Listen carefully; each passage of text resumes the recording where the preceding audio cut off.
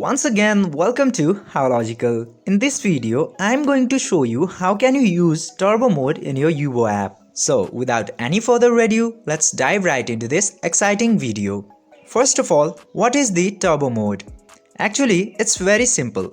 Turbo mode gives your profile more visibility to the other Yubo users and also helps you to meet more people on Yubo. So how to use the turbo mode?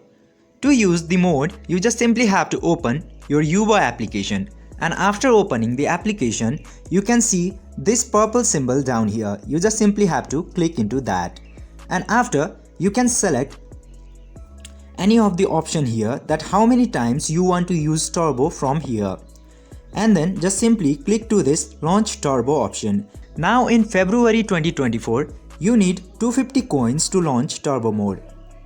I hope this video was helpful for you. If yes, don't forget to like, share and subscribe to the channel to never miss another update.